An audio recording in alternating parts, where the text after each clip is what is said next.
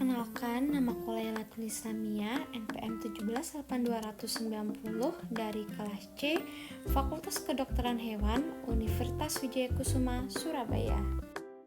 Kali ini saya akan mempresentasikan tugas dari Kesehatan Lingkungan yang berjudul Pengendalian Habitat Vektor Penyakit Hewan atau Ternak.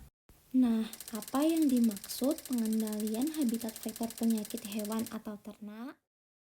Vektor penyakit adalah serangga penyebar penyakit atau arthropoda yang dapat memindahkan menularkan agen infeksi dari sumber infeksi kepada host yang rentan. Sedangkan pengendalian habitat vektor penyakit hewan merupakan suatu kegiatan untuk menurunkan kepadatan populasi vektor pada tingkat yang tidak lagi membahayakan bagi kesehatan manusia.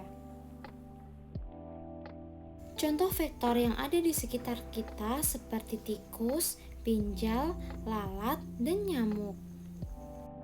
Ada beberapa faktor penyebab timbulnya habitat vektor. Yang pertama, faktor manajemen kandang, faktor manajemen pakan, faktor perilaku hewan kotor, lingkungan, reservoir, dan yang terakhir perilaku manusia itu sendiri. Nah, dalam pengendalian yang akan dilakukan, ada beberapa langkah-langkah pencegahan yang umum, seperti upaya peningkatan sanitasi lingkungan, melakukan pemasangan perangkap tikus atau perangkap serangga yang ada di sekitar kandang, memanfaatkan cuaca kondisi panas atau dingin untuk membunuh vektor dan binatang pengganggu yang ada di sekitar kandang. Kemudian, kita bisa mengurangi fertilitas insekta yang ada di sekitar kandang dengan menggunakan insektisida. Dan yang terakhir, tetaplah menjaga kebersihan kandang dan lingkungan yang ada di sekitar kandang. Strategi apa yang dapat digunakan untuk pengendalian penyakit?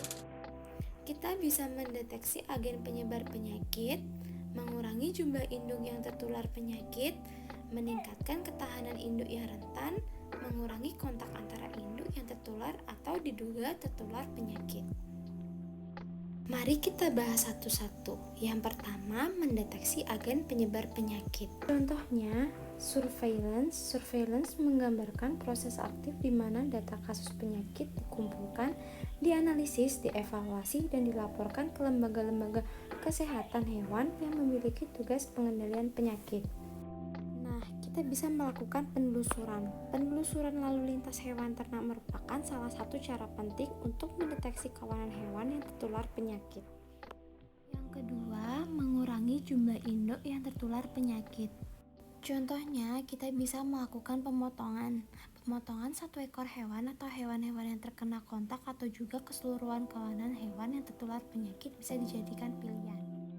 Kemudian, kita bisa melakukan pengobatan hewan ternak yang dapat dilakukan untuk mengobati hewan yang terinfeksi atau terpapar penyakit serta untuk mengurangi prevalensi.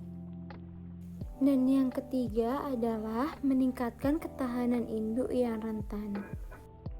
Contohnya, kita bisa melakukan vaksinasi yang merupakan alat penting pengendalian dan pemberantasan banyak penyakit dan dapat digunakan dengan dua cara. Yang pertama, kita melakukan penanganan hewan secara rutin dengan menggunakan vaksin yang diperoleh secara komersil atau bisa melakukan pengurangan prevalensi di mana vaksin khusus dapat digunakan di peternakan.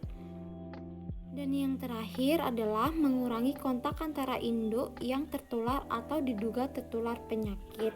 Contohnya, kita bisa mengkarantina hewan, melakukan pengendalian lalu lintas, dan melakukan pengendalian vektor yang sudah dijelaskan di sebelumnya.